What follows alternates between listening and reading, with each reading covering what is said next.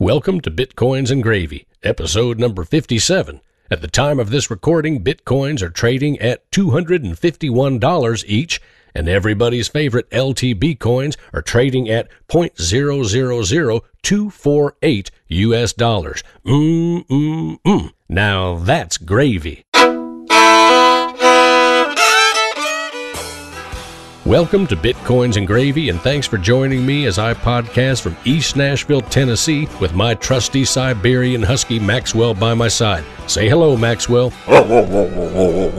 We're two Bitcoin enthusiasts who love talking about Bitcoins and sharing what we learn with you, the listener. Longtime listeners, thanks for being here with us again. New listeners, I hope you enjoy the show. And I do have to tell everyone that there will be some profanity in this show in the second half, so no worries about the first half, but if you or your children do not want to hear profanity, you may wish to turn the show off right after the interview when the profanity will begin. A few things have upset me recently, and I find it very difficult to voice those things without using profanity. Maybe that's a deficit on my part, but that is what it is, so please keep that in mind moving forward. On today's show, I speak with Vadim Telyatnikov, the CEO of AlphaPoint. AlphaPoint is powerful software that allows you to launch an exchange in days, not months. AlphaPoint supports multiple languages, interfaces, and protocols. It also supports any and all fiat and cryptocurrencies. Throughout the interview, we talk about hedge funds and exchanges, how AlphaPoint is different from its competitors, and of course, about the future of everyone's favorite currency, Bitcoin.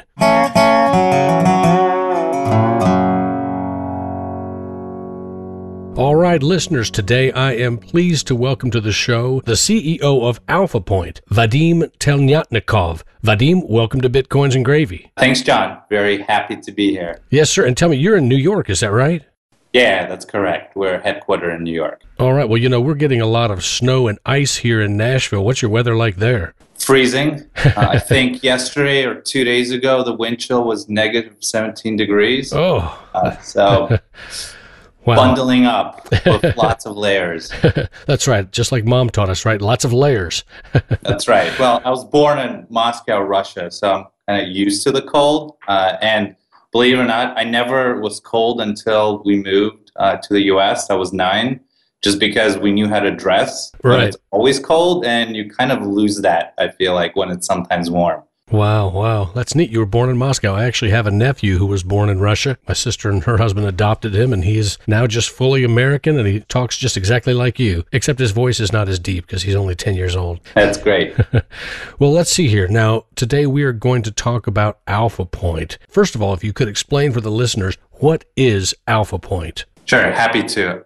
We offer a white label platform that powers digital currency exchanges. We have 18 exchange clients that we power in 15 different countries. Some examples are MixBT, that's focused on Latin America, Bit, that's soon launching in the Caribbean, and the largest being Bitfinex, which is one of the largest exchanges in the world. Wow. So in an aggregate, very soon we'll be processing over $300 million worth of trades between digital currency, primarily Bitcoin, and the US dollar. So what is your biggest achievement to date? So I think signing up Bitfinex as a partner that's leveraging the platform is certainly one of them. We're super excited about working together with them and basically helping enable them for high-frequency trading. I think both of our views is that institutional players on Wall Street are going to get into digital currency in a big way relatively soon, and they wanted to upgrade their platform to prepare for that. So we're certainly happy about that. We also recently raised a little bit under $1.5 million in funding, so I think that's another milestone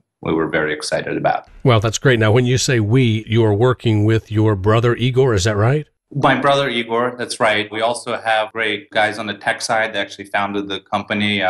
Joe Ventura, who's the CTO and founder. His background is building high-frequency trading applications and risk management systems for big banks, Deutsche Bank being an example. And then the other technical co-founder is Jack Sallin, and he has over 15 years of experience on the trading side, building trading platforms, trading systems, and arbitrage strategies, primarily on the commodities side, working with exchanges such as the CME. Okay, now, Vadim, what is your background? How did you and your brother Igor get involved in the Bitcoin world to start with? Sure. So that's a long story, so I'll try to make it quick, or as quick as I can. We're both entrepreneurs. One of my last startups was in the online advertising space, where we created an exchange for large publishers to auction off their ads. So a large website that couldn't sell all their ads would work with us, and we would have buyers, advertisers bid in real time for each ad, and those that couldn't, we would predict the bid. And towards the end, spent 3 years doing that. The company got acquired. We were trading nearly 1 billion ads a day. That's a lot of volume. Wow. Lots of volume. Then I left and started a hedge fund, a quant hedge fund called Admire Capital. We primarily focus on U.S. equities, employing a number of quant strategies. But in August of 2013, we took notice of Bitcoin and started exploring it, started trading on a number of exchanges, developing our own strategy. So that's how I personally got into the space. Okay. We were very successful doing that, almost raised a fund to focus on purely Bitcoin strategies. Around December of 2013, decided not to do it. But I personally fell in love with the technology, with the industry, just really became passionate about what the opportunities or the future might hold, and just decided this is what I want to do next. And we spent about 6 months searching for the right opportunity. We're very close to starting a startup on our own, and then ran into Joe and team at a conference in April. Started talking to him about leveraging ApplePoint's tech for what we're working on, and through numerous conversations, just decided to partner up. So it was a perfect fit. Okay, interesting.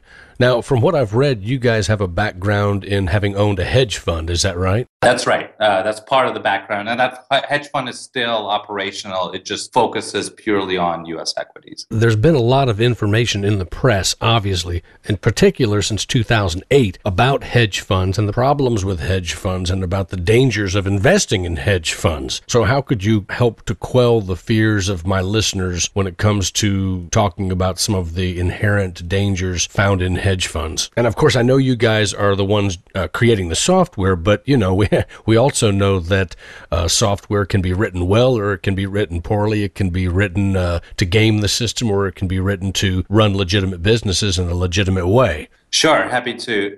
The way we see it on our end is we're purely a software company where we enable others to operate exchanges. Right, so we built a very, very fast matching engine. We can process nearly 1 million trades a second.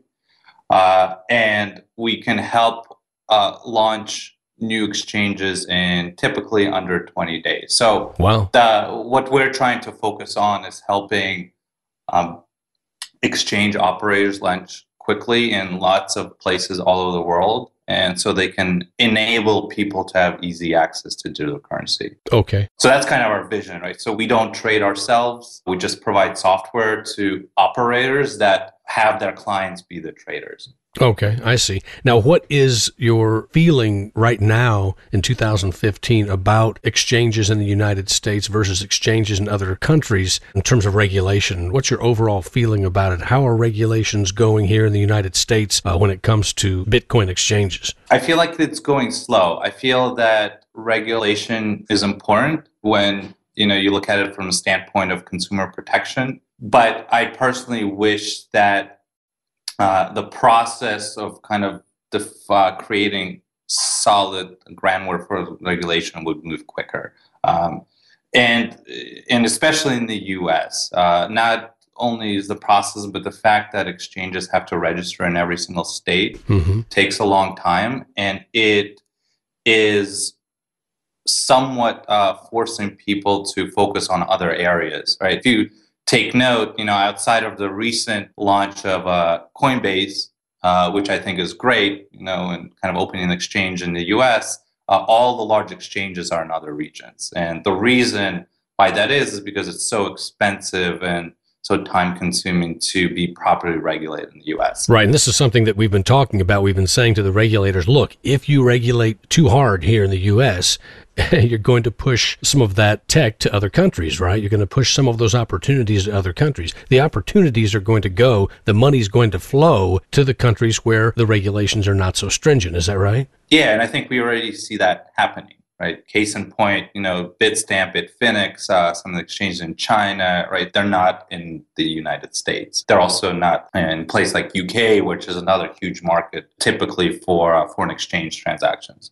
Right. Now, how is Coinbase having such an easy time about it? And by the way, I wanted to go to Coinbase. I have a Coinbase account, and I wanted to see their trading platform and just check it out, but I can't. They don't offer it in Tennessee. The Coinbase exchange is currently not available in every U.S. state. Do you see it eventually being available in every U.S. state? Yeah, I do. I think the main issue, in my opinion, that they're having is just getting approvals for those licenses. And that's because some of the states are taking time to develop regulations specifically focused on digital currency, right? That's happening with the BIT license in the US.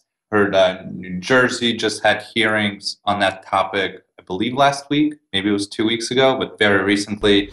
And going back to New York, as they're going through and developing the BIT license, they're not offering any licenses for digital currency. So unless you already have a money transmission license and already regulated by the state, if you're a new entrant or a new Bitcoin company, you can't offer the service. Eventually, I definitely think it will happen, just because of how much effort and spent by those states to kind of go through the commenting period. But we'll see when that actually will be. I see. Now, the states in the U.S. where it's not legal currently to have an exchange, what do you think is holding them back? Is it political? Is it by region? What's going on? What's your feel for that? It's really hard for me to comment. I'm not a regulator, so I can only speculate. My best guess is that they're just trying to be careful and create what they consider is kind of good legislation. I also feel the other thing that's happening is what Bitcoin is hard to define.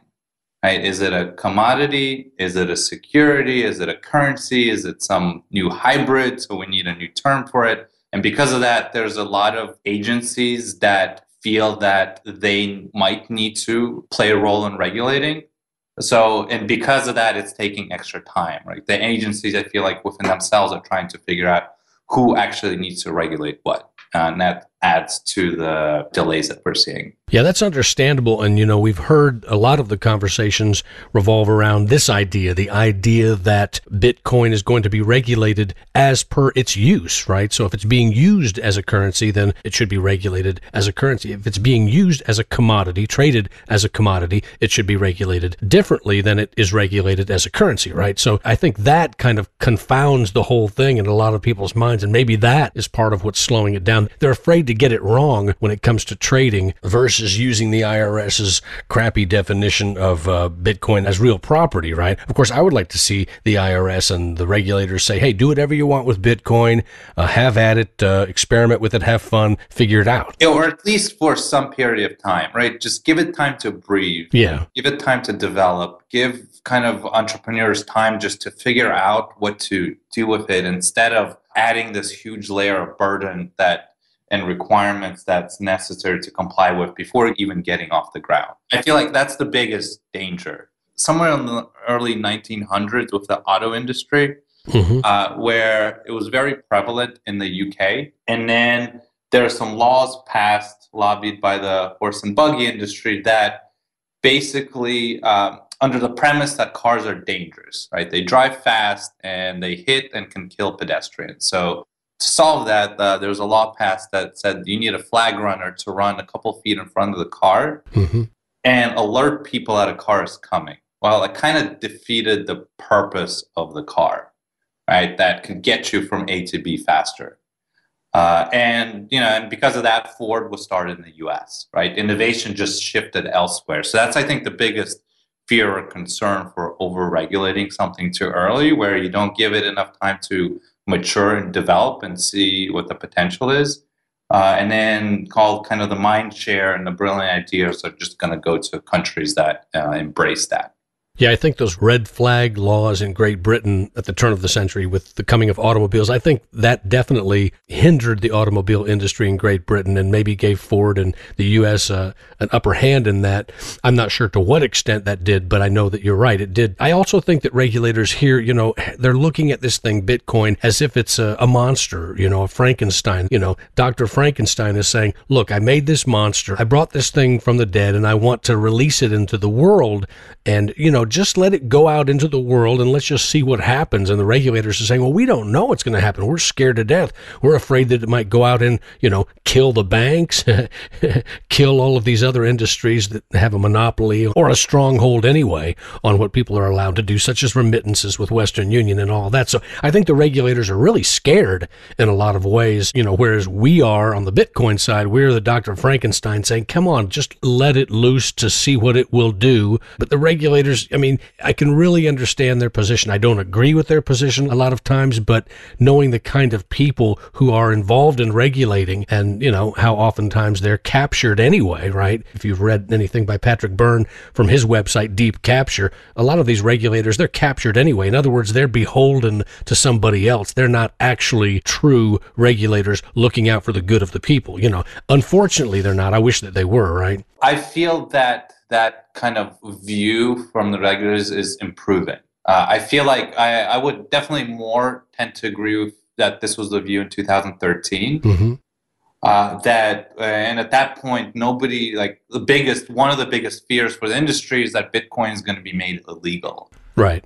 Right. And right now, I don't think many people outside of maybe certain countries would make the same statement. Right now, it's about hopefully it's not overly regulated or regulations aren't too burdensome, but I don't think many people any longer feel that it's going to be made illegal. So that in itself is progress. Mm-hmm. And positive progress. I think we all wish that the progress would happen faster, but it's still going down towards a positive path, towards a good direction. Yeah, I think so too. And I think that regulators here in the U.S. and elsewhere realized the bigger picture. Wow. While they know they can influence these other countries, they know they can influence Syria, they know if they need to, they can kill a Gaddafi, they can kill a Saddam Hussein. If that person steps out of line, it's not the same thing with Bitcoin, right? They cannot control every little country, and they certainly cannot control the continent of Africa, i.e. the U.S. government, the British government, the Israeli government. We cannot control what happens on the continent of Africa, right? So I think that they just kind of realized, hey, we cannot control this thing. It's out of our hands, so let's try to regulate what we can within our jurisdiction. I think people are starting to see the more and more the benefits and the potential and the good that technology can bring and not just focus around the negatives. Right? On our end, our vision is that every single person anywhere in the world has easy access to Bitcoin. That's to either buy or sell Bitcoin. That's what we're trying to enable by powering exchanges and letting local operators provide those kind of on-ramps and off-ramps, right? And once you have access to Bitcoin, now you have the potential is limitless. So you mentioned remittance, and a lot of people are working on that. There's people working on all sorts of cool apps and trying to disrupt all sorts of kind of different pieces in the financial system. And I think that's awesome. That's going to be really powerful. And it's great to see more and more people start to realize and understand that. I agree. Now, what do you think are some of the biggest challenges for Bitcoin to become mainstream? And how do you feel like your company, Alpha Point, can help overcome some of those challenges? Sure. So I think that access is very important, right? Letting people easily access the digital currency. Right now, it's still relatively difficult. Coinbase has done a decent job of that, or it's just a good job in the US, but there's lots of countries all over the world. So what we're doing is helping enabling the exchanges in a local regions, make it easy to do in whatever local jurisdiction they're operating in. Beyond that, as far as challenges, I think useful application I would name as probably the biggest. The companies that we tend to see in the space growing and operating and successful right now are all mostly infrastructure businesses. The way I see the world of Bitcoin is kind of four pieces. You have the miners that create Bitcoin and verified transactions. Then you have the exchanges that provide kind of on-ramps and off-ramps to the ecosystem. The next segment are the wallets. So once you buy Bitcoin, you need to be able to store it and spend it. And then finally, after that, you have the applications. The first application that I feel has gotten very good traction success is merchant processing, because the value to the merchant is really, really simple and really, really clear. If you accept Bitcoin, you don't have to pay for the high credit card fees that you're used to. And especially e-commerce, it's a very low margin business. So that extra profit goes to the bottom line and it's very significant. Yeah. So that's the reason so many merchants, I believe it's up to 80,000, maybe 90,000, are accepting digital currency. I think that's great, but that's not a reason for people to buy and use Bitcoin. That's a reason for people to accept it, which is important. But it's those use cases that want you or your grandmother and anybody in the world, actually, I still feel like we're missing. I think there's a lot of smart entrepreneurs working on it that we will see more and more of those, but that's probably the biggest challenge. I think so. As Andreas Antonopoulos often talks about here in the United States, and a lot of other people talk about it too, here in the United States, we really don't need Bitcoin right now. I mean, I can go downtown and I can get a cup of coffee, or I can get a sandwich. I can go down the street and do this or that. I can do pretty much everything I need to do, fill up my car with gas without using Bitcoin at all. In other words, I can do all of this with facility, right? Because I have a debit card. So, obviously it's not going to catch on here in the same way that it is going to catch on in Kenya, for instance, where they already have M-Pesa in place using their dumb phones. But, what I wonder is, in the United States, what about the lower income people in the United States who are underbanked, who do not have a bank account, who do not have a debit or a credit card? I wonder if there's a way that Bitcoin might help, give them access to banking, to give them greater access to transferring value between people. It seems to me that would be important for more of the poor people in the United States, and yet it doesn't seem like anybody's really talking about that. But let me ask you a question. Where do you see Bitcoin heading as a currency over the next, let's say, 10 years? So I agree with what you said around what Andreas talks about, that there's more use cases internationally than in the US because we have such easy access. So I feel like the adoption will be faster in the countries where there's more people underbanked, where you see the volatility of the local currency, due to inflation, be extremely high, where people don't have faith in the local currency. So I feel like that's where it has the potential to add the most value, have the greatest benefit. Maybe a person somewhere in Africa that has absolutely no access to, let's say, digital music, right? Because you need a credit card and that needs to be tied to a bank account, so they just can't purchase it, right? There's absolutely no way. And all of a sudden, if they have a Bitcoin, and now, going through a merchant like Bitcoin, they can have access to something like that. Yeah. So that's a use case. I think it's totally possible that you might see, and I don't know if this is 2 years or 5 years or 20 years, but at some point in the future, for a country that doesn't have a strong local currency to switch to a digital currency, right? And say, hey, this is interesting. Now, it might not be Bitcoin, right? They might create their own local version of Bitcoin and maybe have their own kind of a monetary policy around how it's created and such. Like we see in Ecuador. I'm not familiar with that one. The other thing that could happen is that people are residents in a country where there's crazy hyperinflation, especially during a time kind of high volatility where you see certain currencies just collapsing. All of a sudden you see a lot of people shift to Bitcoin because they feel that's stable, and that kind of spurs its own ecosystem where people shift to it. Now they own it, now they start accepting it. I don't remember where this has happened,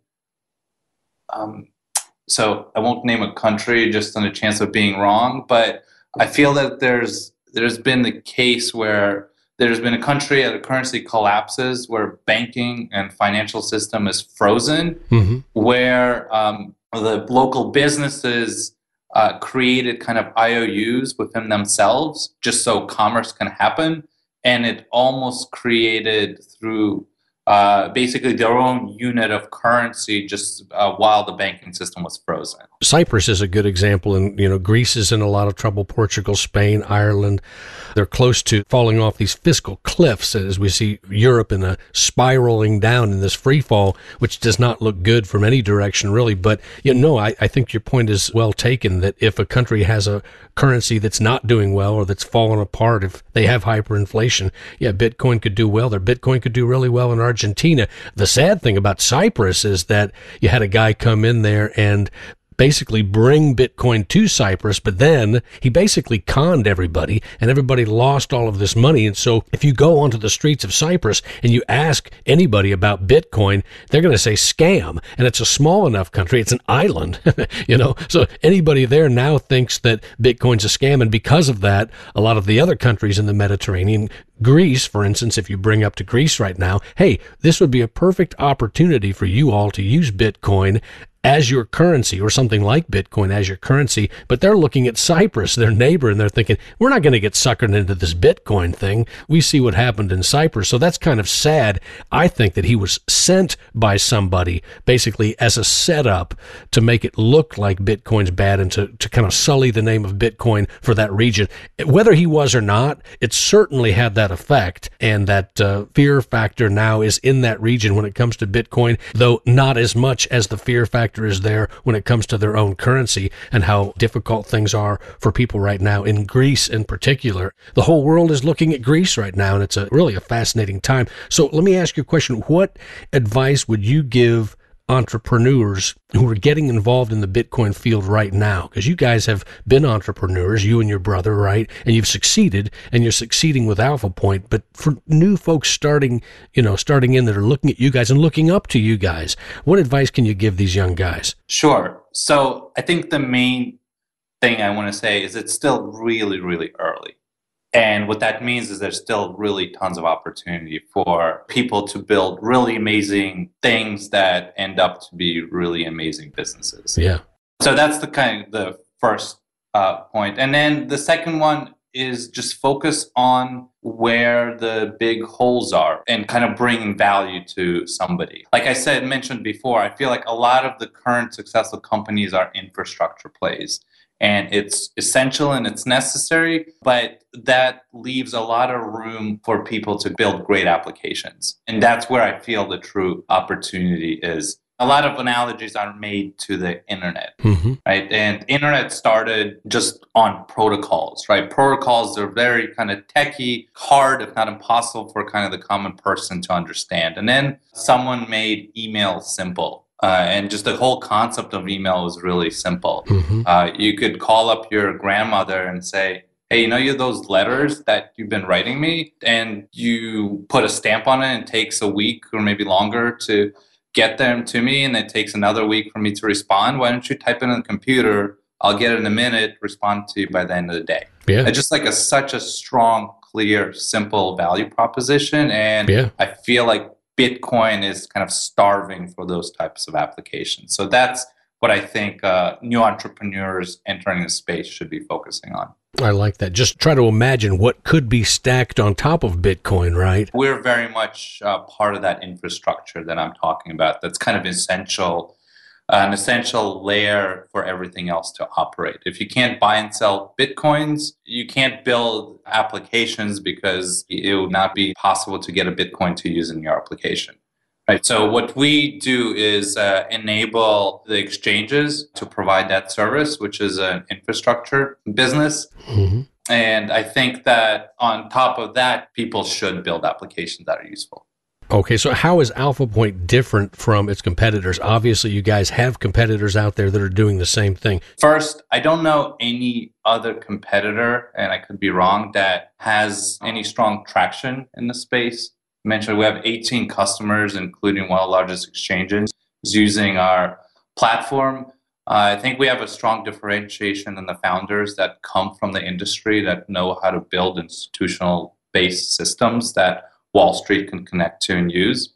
And, if anything, when we talk to customers, their decision typically is either leverage our platform or build it in-house. Mm-hmm. And building exchange software is really hard. It can take a long time, sometimes a year or more. And even once you built it, when you're scaling something is very, very difficult. You might be able to build a good enough system that, supports a couple thousand users, but if your exchange becomes very, very successful, it might kind of buckle under the strain of all the volume that's being sent to it.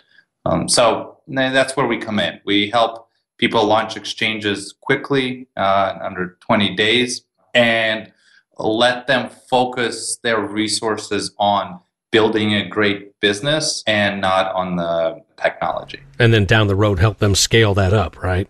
Yeah, that's right. And the other important thing that I forgot to mention earlier, the second piece that we provide is liquidity, which is really, really important. When an exchange launches and they get their first buyer, if they don't have a seller, they don't have a business. Mm-hmm.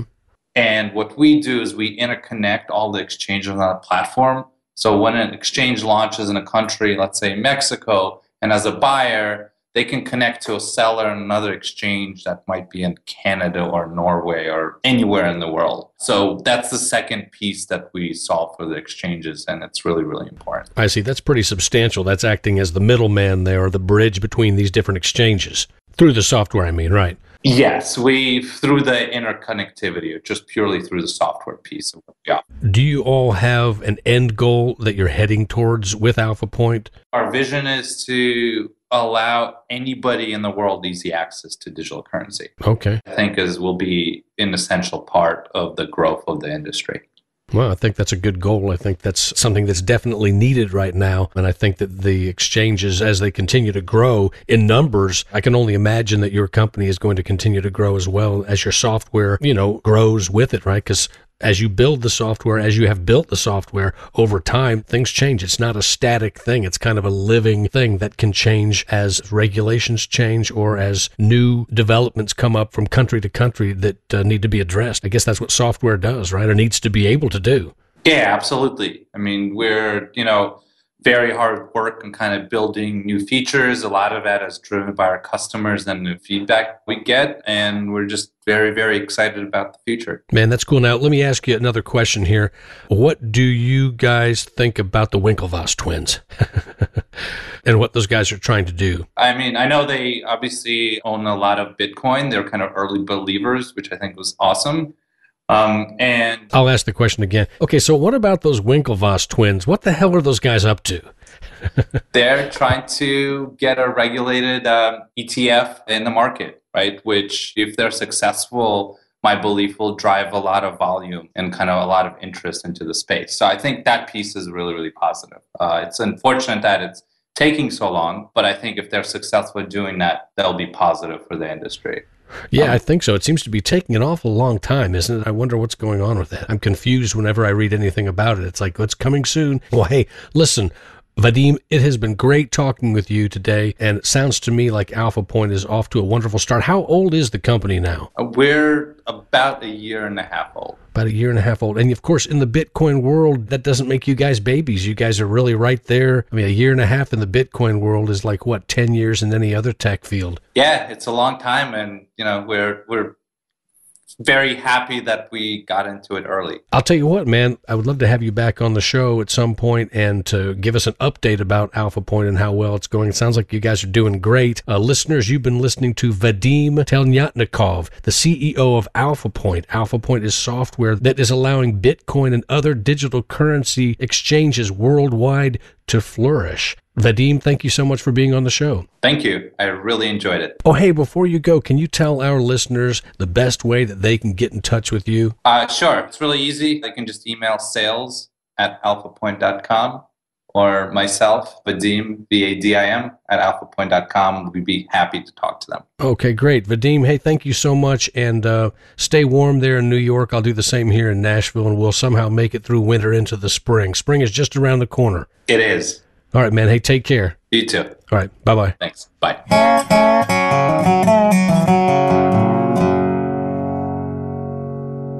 Today's magic word is shysters. S-H-Y-S-T-E-R-S. as in the sentence, why in the hell are there so many shysters in the Bitcoin community?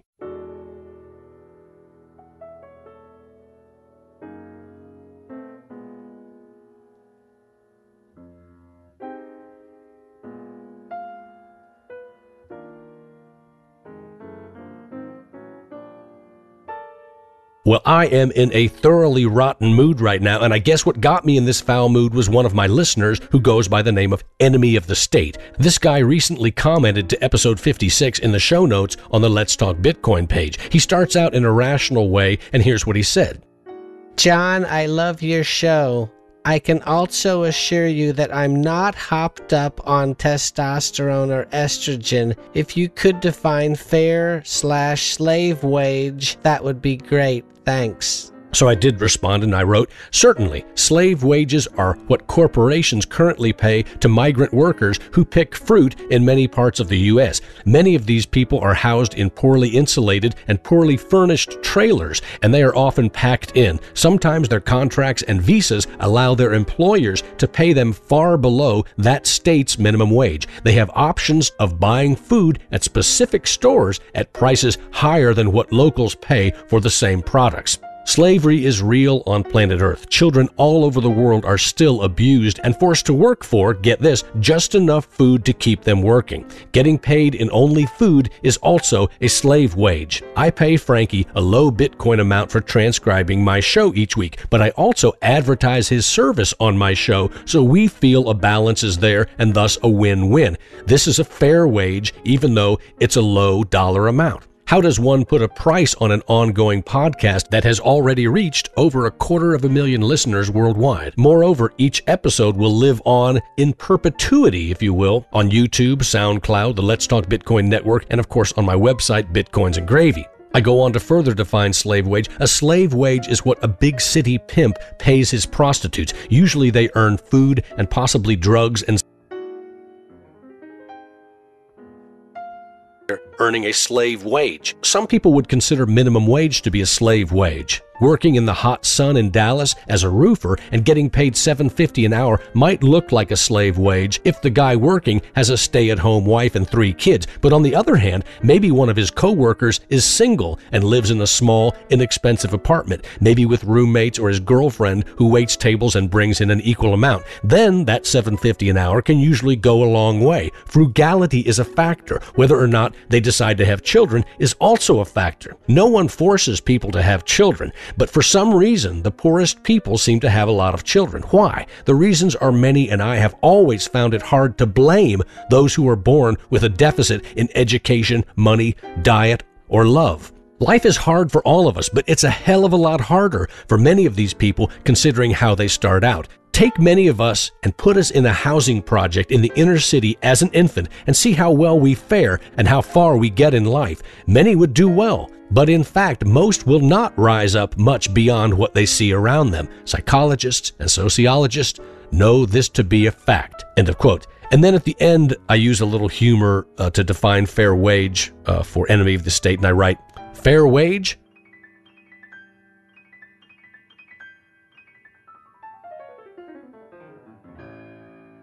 What I make as the host of Bitcoins and Gravy, about $50 a week minus expenses, and the joy of interviewing interesting people from all over the world.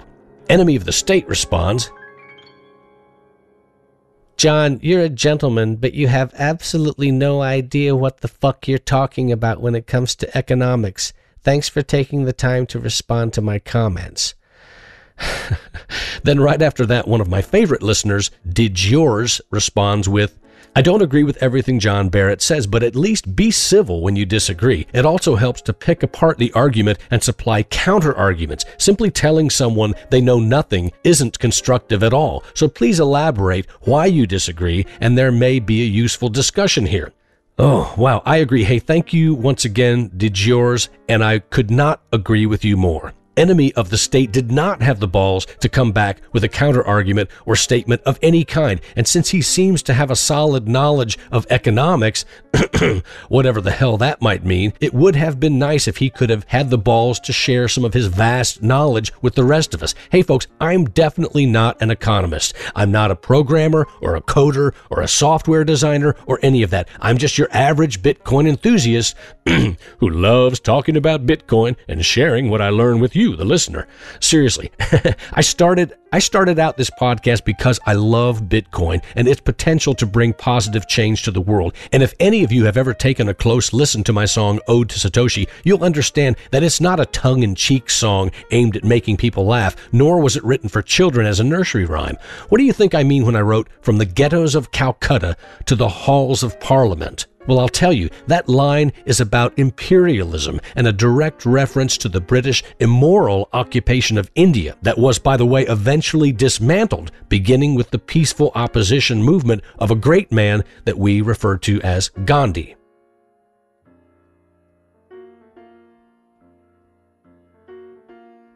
Enemy of the State, if you are listening, please understand that I am what I am, and it's not easy at times to interview so many intelligent people in the tech world and in the world of big business, finance, and economics. I do agree with Nicholas Nassim Taleb in his assessment of economists when he pokes fun at them. I think more than anything, what he's really saying is that he has seen so many people in academia striving to get tenure, striving to get funding and get published, that he finds it hard to take them seriously anymore. When one economist makes a prediction about the future and then the opposite happens, what are we laymen to think? When an economist rises up to the level of a Paul Krugman, for example, and has the attention of media outlets worldwide and then stands there and makes foolish statements such as Krugman's statement that, quote, Bitcoin is evil, then what are the non-economists in the world supposed to think? Right? Moreover, we hear learned men having heated debates about Keynesian versus Austrian economics, and yet when all is said and done, people are still underpaid, overworked, overtaxed, malnourished, depressed, and dying all over the world, while damn near every one of these economic geniuses has a nice house, quadruple airbags in his car to protect him from any driving mishap, a refrigerator packed with goodies, and 50,000 options for entertainment at their fingertips. From the average person's perspective, you economists aren't getting much done. To we the people, you're no more trustworthy or relevant even to our immediate lives than your average career politician. So my final message to my listener, enemy of the state, is this. If you can't define slave wages, and if you can't have a man-to-man discussion with me in a civil manner, and if you can't refrain from cursing me and treating me like a piece of shit, then you can fuck off, you punk. I work too hard doing this podcast to take that kind of shit from you. I've got 2 jobs, a mortgage to pay, massive bills I pay alone, and no time for punks like you to ruin my day. I guess my skin is too thin, folks, but I put in about 10 hours each week to produce this podcast, and I make less than $50 per week doing it. So since you're such an economics genius, you do the math, enemy of the state, and tell me if it's worth my putting up with shit from a dweeby little bitch like you. And my second rant of the day. The following is my angry response to an article I read this past Thursday on the BitcoinMagazine.com site, which, by the way, is one of my very favorite sites for information about Bitcoin. The article was written by Christy Harkin and was published on February 25, 2015. It's a short but well-written article entitled, After Chaotic First Day, Bitcoin Foundation Reboots Runoff Election. As I mentioned, I generally try to refrain from using profanity, but in this instance, I have to say, when it comes to the Bitcoin Foundation election debacle, I have to say this.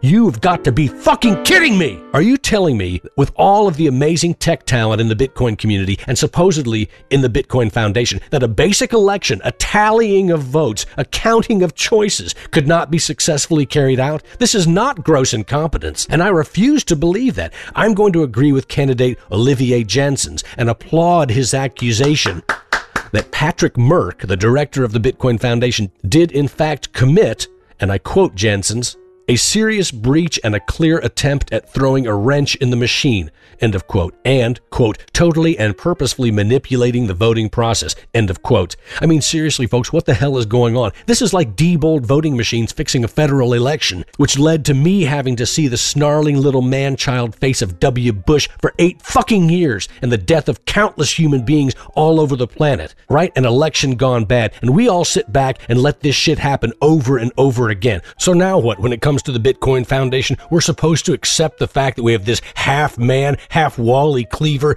slick-talking bullshit artist attorney as the head of the Bitcoin Foundation? What a fucking joke. Now that chubby little chump is trying to pretend like this major fuck-up has something to do with anti-fragility. It's going to be good for us in the long run and help us refine the system. Bullshit! How the hell did we get here is what I want to know. A fucking attorney at the head of the Bitcoin Foundation?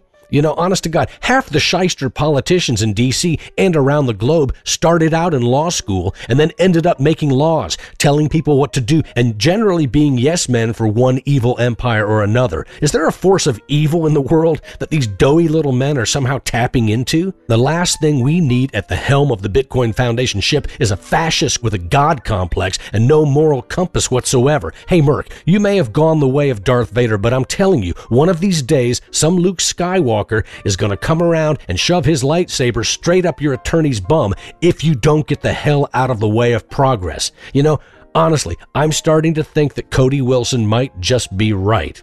Merc, your time is going to come. It won't happen today, it won't happen tomorrow, and it won't happen when you least expect it. But one day, when you're old and shriveled and dying in a wheelchair in a retirement home somewhere out west where the air is dry, whoosh, and tumbleweeds tumble across the plains.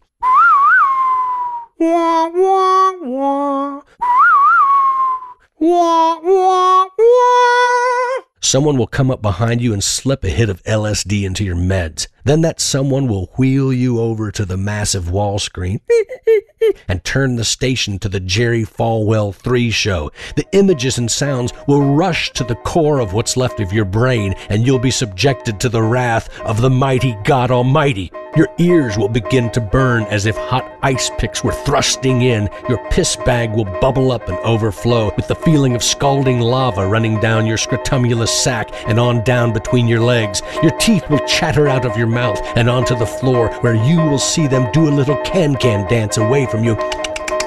Your bird-like hands will grip the arms of the wheelchair in terror and lock on in a death grip as your mind explodes in a kaleidoscopic horror show of multicolored madness. Your eyes will melt out of their sockets and hang from your brittle skull as if on cartoon springs. And your heart... Well, never mind. There is no heart in that carcass, and there never was. Let me get a sip of tea here.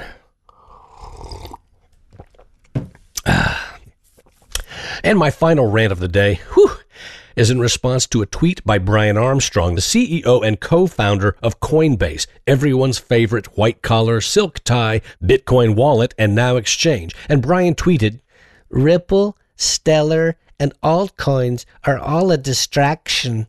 Bitcoin is way too far ahead. We should be focused on Bitcoin and sidechains." I do have a lot of other voices besides just that one voice. I think that was the same voice I used for Enemy of the State, you know, just the voice of a... Anyway, first of all, Brian, your statement, quote, "we should be focused," is ridiculous. Here at the dawn of the age of cryptocurrencies, we are millions of people involved in tens of thousands of different projects with tens of thousands of different focuses. I sincerely hope that you would not actually want to pull everyone everywhere off their projects to accommodate what you have put your heart and soul into and what you feel is important. This seems not only impractical, but impossible as well. It also seems a bit selfish and immature if you ask me. Now, please allow me to address your false assertions. Bri, I'll explain it to you this way. Ripple is a ship, and Bitcoin is a train. There is no way too far ahead because you see, son, these two very different protocols are working in different dimensions, on different planes. They have different end goals, use cases, and users, etc., etc. With all due respect, Mr. Brian Armstrong, your comparison is sophomoric at best. And what about altcoins?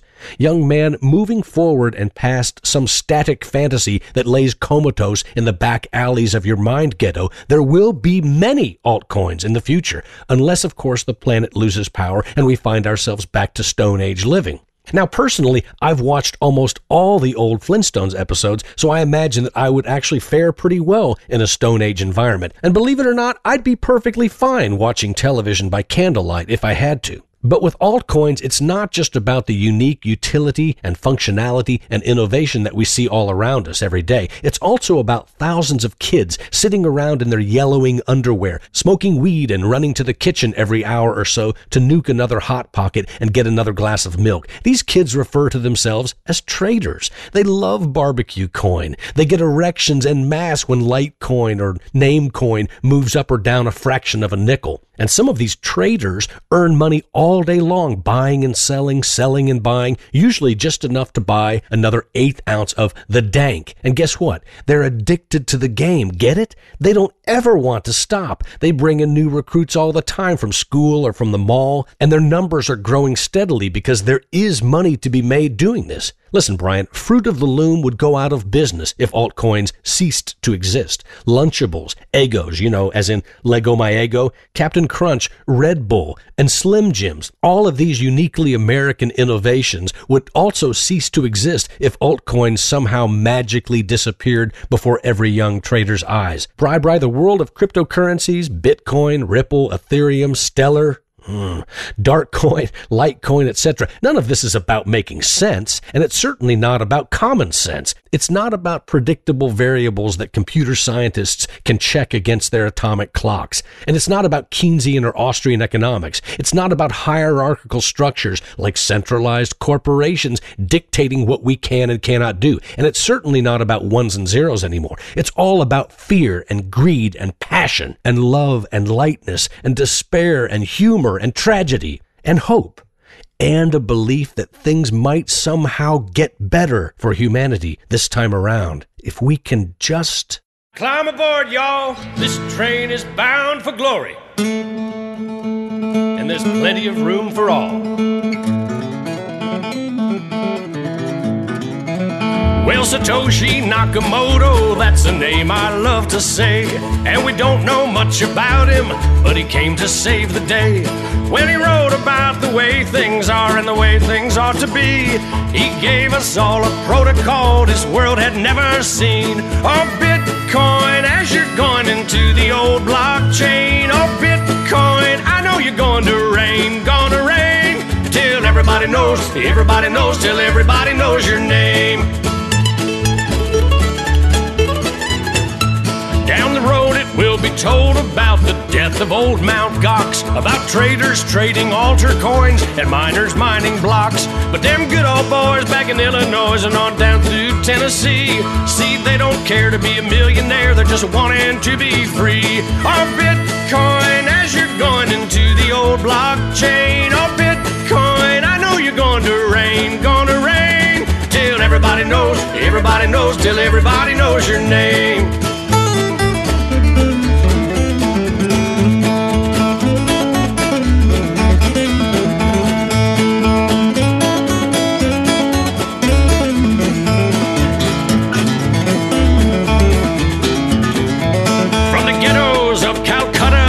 Halls of Parliament, while the bankers count our money out for every government. Oh, Bitcoin flies on through the skies of virtuality, a promise to deliver us from age-old tyranny. Oh, Bitcoin, as you're going into the old blockchain. Oh, Bitcoin, I know you're going to rain, till everybody knows, till everybody knows your name. Till everybody knows, till everybody knows your... Give me some exposure. Everybody knows your name. Sing it. Oh, Lord, pass me some more. Oh, Lord, before I have to go. Oh, Lord, pass me some more. Oh, Lord, before I have to go.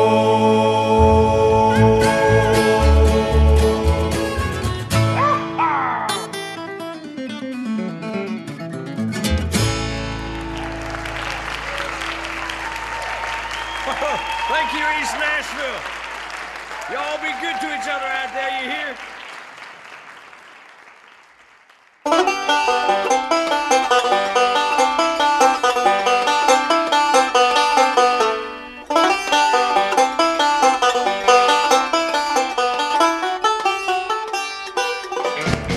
And I'd like to thank my guest on today's show, Vadim Telyatnikov, the CEO of AlphaPoint. AlphaPoint is powerful software that allows you to launch an exchange in days, not months. Exciting stuff, folks, and you can find more information about today's guest in the show notes at letstalkbitcoin.com, on SoundCloud, and on my website, bitcoinsandgravy.com. And hear ye, coming soon you'll be able to find full transcripts of each episode of Bitcoins and Gravy in the transcript section of bitcoinsandgravy.com. Professional transcriptions provided by Frankie, one of our fans, who can be found at diaryofafreelancetranscriptionist.com.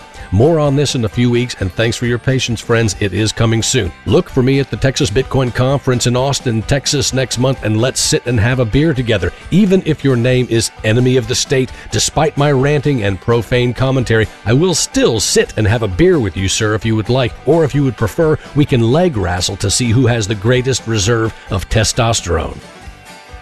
If you've enjoyed the show today, please take a minute to leave a comment on Let's Talk Bitcoin in the comments section right there below the show notes. You can also leave a message on SoundCloud or do the old-fashioned thing and send me an email. And of course, Bitcoin and Litecoin tips are always appreciated by the hardworking writers and podcasters in the Bitcoin world. Many of us work as volunteers and sure could use those tips. Signing off now from East Nashville, Tennessee, I'm your host, John Barrett, with my trusty companion Maxwell by my side. Say goodbye, Maxwell. Y'all be good to each other out there now, and remember, the only thing necessary for the triumph of evil is for good men and women to do nothing.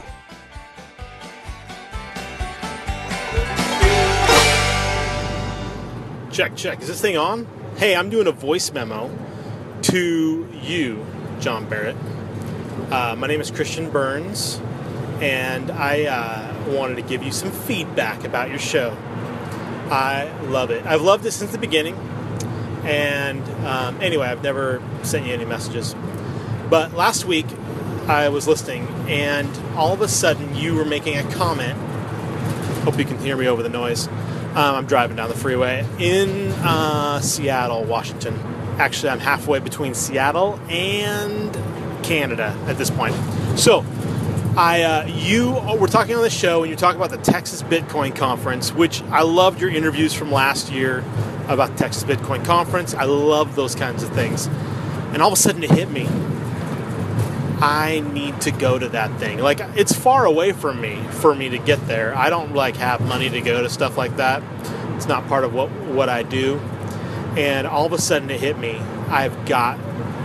What could I do this? What's the number? And so I brought me down a road of looking it up, and I was like, okay. And I talked to my wife, and I said, I got this crazy idea, and we've been excited about Bitcoin for over a year, and so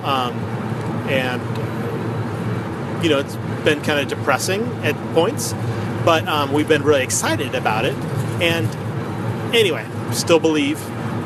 We still believe. And anyway, all that to say that I just want to thank you for talking about the Texas Bitcoin Conference. I knew it was happening, and then I realized I needed to go. So, I'm going. I got my tickets, my airfare. I booked a place to stay. But I appreciate your show. And the other thing I really appreciate, John Barrett, is Ode to Satoshi. I tell you, I drive a lot for my job, and whenever I hear Ode to Satoshi, I sing it in the van at the top of my lungs, and it helps me to dream about the future. Anyway, want you to know that I will see you at the conference. I'll find you. Well, it's not going to be that massive that I can't find you. You're going to be the guy with the guitar playing Ode to Satoshi. And then that is it. So I just finished your last episode, and anyway, I'm rambling now. But I just want to say thank you, and dream of a greater future, freedom for our kids. Well, my kids.